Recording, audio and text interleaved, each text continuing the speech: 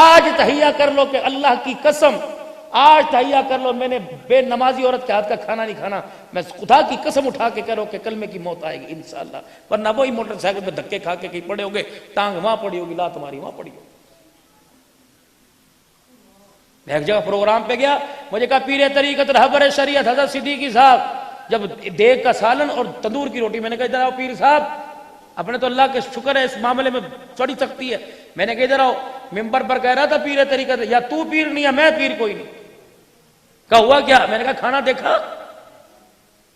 अब ये लुकमा मेरे अंदर गया, जो मैं 1.5 घंटा लोगों को अल्लाह का नाम लेकर रुला के आया, वो तो नमाजी बन गए, लेकिन तूने इस एक लुकमे की वजह से मेरे अंदर का नूर उजाड़ के रख दिया। अरे कर, मैं नहीं खाता तेरे हाथ। रेडियो पर मैं मन नाराज ना होना, रेडियो पर होटलों पर आपने देखा रोटी पकाने वाले का हाल, आपने देखा सब्जी काटने वाले का हाल। आप यार तुम अपनी, मेरी समझ नहीं आता, सालन में एक बाल आ जाए तुम प्लेट फेंक के मारते हो, और जो होटल पर तुम्हें जो सालन सर्व करता है उसके कपड़ों का हाल आपने देखा है? जिस नलके पर जहां वो बर्तन धोता है तुम्हारे चाय के कप, एक टप रख रखा है, सुबह से लेकर उसका पानी नहीं बलता, उसी टप के अंदर कप धो रहा है, कप धो रहा है, वहां तो तुम 30 रुपए के दे के आ गए।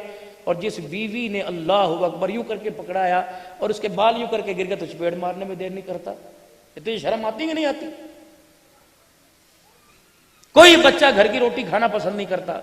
ये सीरत है, सूरत अभी तुम्हारे सामने जवाउल्लाह उस्मान सुना के गए, भाई उमर ने सुना, ये सीरत सुनो।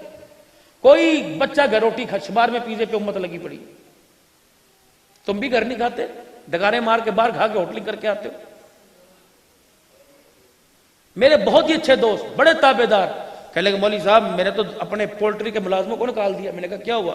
जी रोजाना इतनी मुर्गियां मर दी थी, मुझे पता नहीं कहां जा रही, वो तो मुझे बाद में पता लगा सारी मुर्गियां शवार में बालों को जो है वो जा रही। मैंने कहा पक्की बात है? मैं दफा मौलाना को निकाल दिया। ये तो एक बंदे की बात है, चूहे खा गए, मेंढक खा गए, पता नहीं क्या क्या सी मखलूक खा गई, लेकिन ये तो अल्लाह का एहसान है, सदका हुजूर का कि जीती फिर रही है, वरना कसर कोई नहीं मेरे को। घरों के अंदर हाट पाट में रोटी पड़ी है, माओ बहनों ने पकानी छोड़ दी, बाजारों के अंदर रात को रोटी कोई नहीं मिलती। 4 बजे तक होटल में, उसे पता है बीवी ना खा रहा है, अम्मी सो रही है, 12 जाके मैं खा लेनी बस। बाप की गर्दन पे मैंने अंगूठा रखना, दे 500 रुपए मुझे ना मर्जी से। पेट्रोल अब फिर 9 रुपए महंगा हो रहा है, दे 140 रुपए पेट्रोल है, दे मुझे 200 रुपए। उसने क्या करना है? वो कहता पुत्र है ही तो डेली में कमा रहे हैं। शागिर्द उस्ताद के सामने आके बैठे, उस्ताद के अंदर सलाहियत होनी चाहिए शागिर्द को लेने की। 3 बातों की उस्ताद को उसके अंदर सलाहियत देखनी चाहिए कि जिस किताब को पढ़ रहा है उसकी अहमियत इसके दिल के अंदर कितनी है। कुरान और नमाज का जोड़ है, अगर नमाज कोई नहीं तो कुरान नहीं आएगा।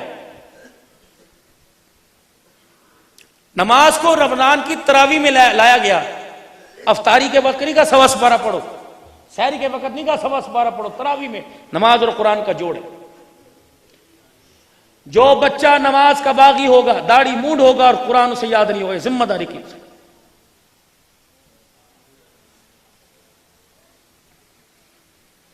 उस्ताद जो सामने बैठे, शागिर्द के अंदर 3 बातें देखी। ये बच्चा जो पढ़ रहा है उसकी अहमियत कितनी है, जो पढ़ा रहा है उसकी अहमियत कितनी है, जिस मुल्क के अंदर जिस बस्ती में रह रहा है उसकी अहमियत इसके दिल के अंदर कितनी है। पीठ पीछे उस्ताद को गालियां दे रहा है, ये सारा हराम कमाई का नतीजा, बेनमाजी के हाथों के खाने का नतीजा। पढ़ के जा रहा है, सुबह 5 बजे बच्चे मदरसों में जाते हैं, रात को 11 बजे जाते हैं, फिर भी कुरान भूले बैठे, अलमिया नहीं। एक सेमेस्टर के 80-80 हजार, 25-25 हजार अकेडमियों के अंदर दे रहे हैं, फिर भी बच्चा पैसे दे के नंबर एजाजी लेके सिफारिशों से पास हो रहा है। सारे गुलाम रसूल है भाई, अल्लाह के वास्ते मेरे चांद। और उस्ताद के सामने जो शागिर्द बैठा है उसे भी देखना चाहिए, जब वो बैठे तो उसके सामने बहसियत शागिर्द होने के नाते बैठे। ऐ ना कहो चौधरियों के पुत्र हाँ, असि चौधरी होने ने, मेरा अब्बा तो घर तेरे वर्गिया घर बुला के ट्यूशन पढ़ा सकता है। नहीं, जब बैठने वाले के दिल के अंदर उस्ताद की अहमियत नहीं होगी, अल्लाह की इज्जत की कसम, न तालीम दुनिया की आएगी न दीन की आएगी।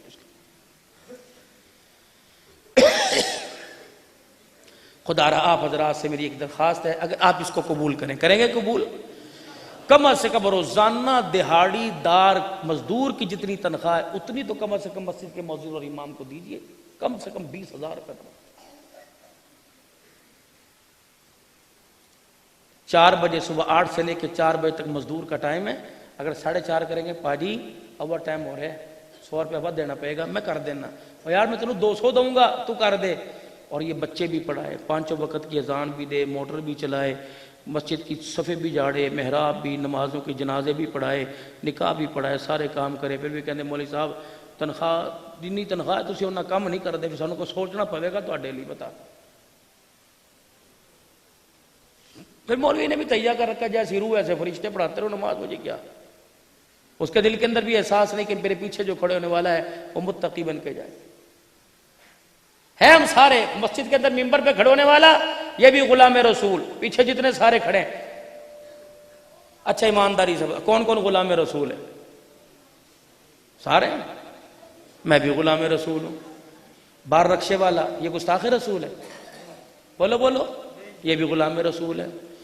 होटल पर खाना पकाने वाला, खाना सर्व करने वाला, होटल वाला, होटल का मालिक, ये आशिक रसूल है कि गुस्ताख रसूल है?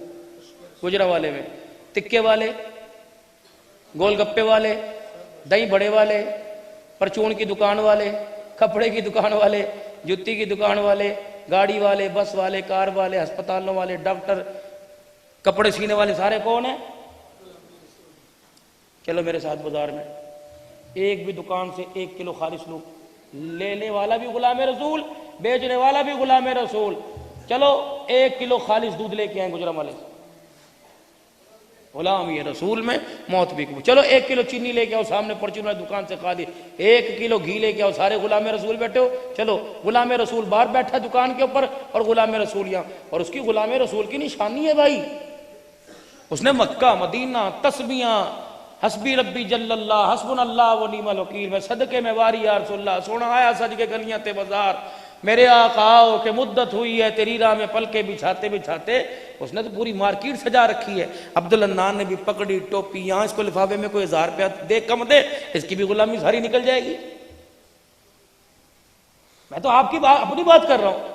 मेरे से कोमल साहब आप बयान करने आओ 15,000 देंगे, कभी हमारे पास चंदा नहीं हुआ 12,000, वो वहां खड़े होकर दलील करके जाएगा गुलामी रसूल, इसकी भी निकल गई। हम बैठे कहां हैं?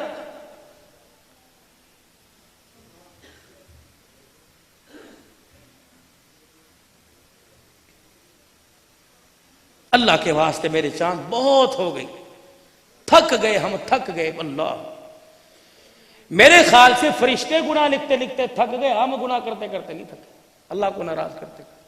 3 साल हो गए, इतनी बड़ी बदनसीबी है, मदीने का दरवाजा नहीं हमारे लिए खुला, 3 साल हो गए, मक्के में दाखिला ही हमारा खुला, हम गुलाम रसूल हैं सारे।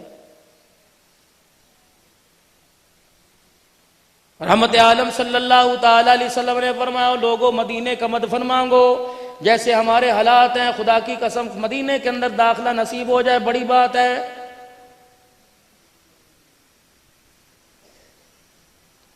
पूरी दुनिया वालों के लिए कोरोना खत्म हो गया, गुस्ताख रसूल बने बैठे हैं गुलामी की ओर के अंदर। जुमातुल मुबारक का दिन है, चलो अपने मोहल्ले के हमाम वाले के पास जाओ और उस नाई से पूछो जेब में कितने पैसे कर, आज की सेल 5,000 की, उससे पूछो तो सही आज कितनी मरतबा हुजूर सल्लल्लाहु अलैहि वसल्लम की सुन्नत मुबारक को तूने उतार के गली में फेंका है।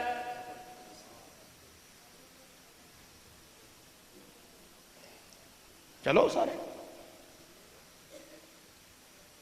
फरमाया जिस दिन इस उम्मत के सर से पगड़ी उतर जाएगी, ये उम्मत जवाल का शिकार हो जाएगी। जिस दिन इस पगड़ी की अहमियत को उम्मत ने खो दिया, परवरदिगार आलम से, परवरदिगार आलम की तरफ से रहमत के दरवाजे बंद कर दिए जाएंगे। यहां पूछते हैं और ये टोपी ना भी पाइए तद भी नमाज हो जाती है, कड़ा मौलवी कहता टोपी पा के नमाज पढ़ो। साबित करो रसूलुल्लाह सल्लल्लाहु अलैहि वसल्लम की मस्जिद में। मेरे अजीजों वो दौर था जब सहाबा इकराम के पास तन छुपाने के लिए कपड़े कोई नहीं थे। बताओ कौन सा नंगे सर होकर हुजूर की खिदमत में बैठता था? कभी कभार रसूलुल्लाह सल्लल्लाहु अलैहि वसल्लम ने अगर नंगे सर नमाज भी पढ़ ली तो मेरे अजीजों अक्सरियत को देखा जाता है रसूलुल्लाह सल्लल्लाहु अलैहि वसल्लम नमाज का सजदा किस हालत के अंदर किया करते थे?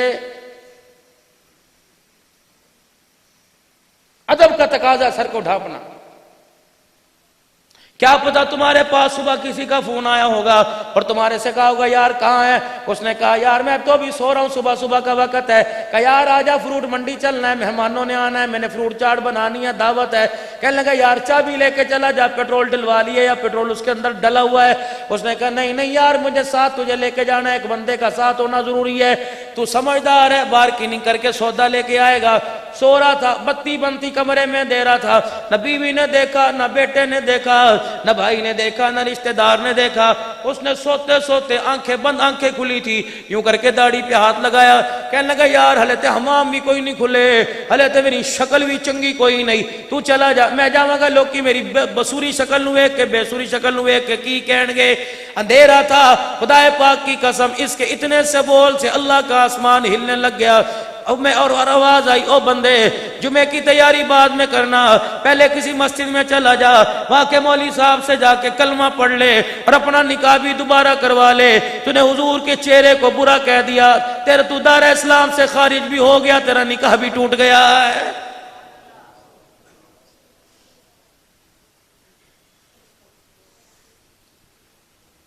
नुसरतुल उलूम तुम्हारे पास है, बड़े बड़े इदारे तुम्हारे पास है। खुदाए पाक की कसम हरम के अंदर हजरत शेख मक्की ये आवाज देते देते रो पड़ा, फरमाया लोगों ख्याल करो तुम ज़ैनब की चादर तलाश करते फिरते हो या तो मोहम्मद अरबी सल्लल्लाहु अलैहि वसल्लम की सुन्नत लुट गई।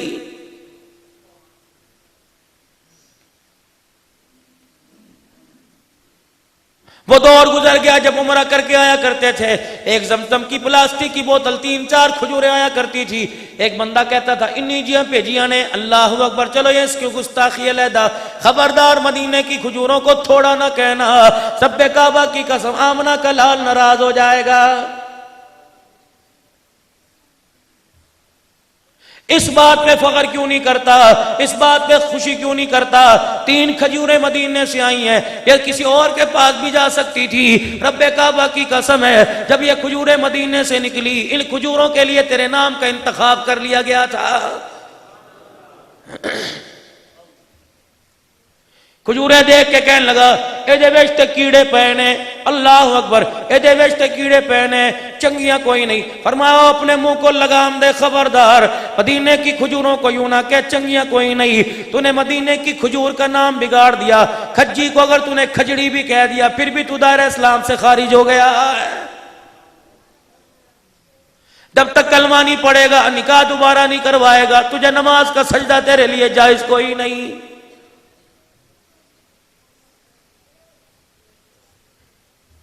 फ्रांस वालों की बात करते हो, अल्लाह अकबर, रोडों पर ऐलान हो रहा है फ्रांस के सफीर को निकालो। ठीक है मेरे अजीजों, ये ऐलान ये पैगाम एक हद तक जायज है। फ्रांस के सफीरों को निकालने से पहले ईमानदारी से बताओ, तुमने कभी बैठ के सोचा मिलाद हुजूर का था, जन्नत की हूर मुल्तान में कहां से आ गई? मुझे हुजूर के मिलाद हुजूर के जुलूस से इख्तलाफ कोई नहीं, चलो कल जुलूस निकालो, मुझे सरकार के मिलाद की रैली में ले जाओ। मुझे तो प्यार है वो बाप चुल्लू भर पानी में डूब के मर क्यों नहीं गया, जिसने अपनी 20 साल जवान बेटी को रक्शे के ऊपर बिठा के गैरों के सामने पूरे मुल्तान का चक्कर लगवाया। बाबा जी किसी की तो बेटी होगी कि जानवर के पेट से निकली। उस बच्ची के दादे से पूछो, उस बच्ची के परदादे से पूछो जो मनोमन मट्टी के नीचे कब्रों में चले गए, जब ये हूर बन के लोगों के साथ सेल्फियां बनवा रही थी। बताओ बताओ कब्र के अंदर पड़े हो कि तुम्हारी उस वक्त क्या हालत थी? उसके परदादे दादे ने रोके कहा रब्बे काबा की कसम है इतना गैरतमंद घराना था, अल्लाह अकबर, किसी इंसान की हमारे घर की दीवार पे नजर नहीं पड़ा करती थी। पता नहीं जब से हमारे घर में हराम का लुक्मा आया, बेनमाजी के हाथों से खाना शुरू किया, बाहर की तो दीवारों की दूर की बात है, घर की इज्जत भी उजड़ गई, हमें पता ही नहीं लगा है।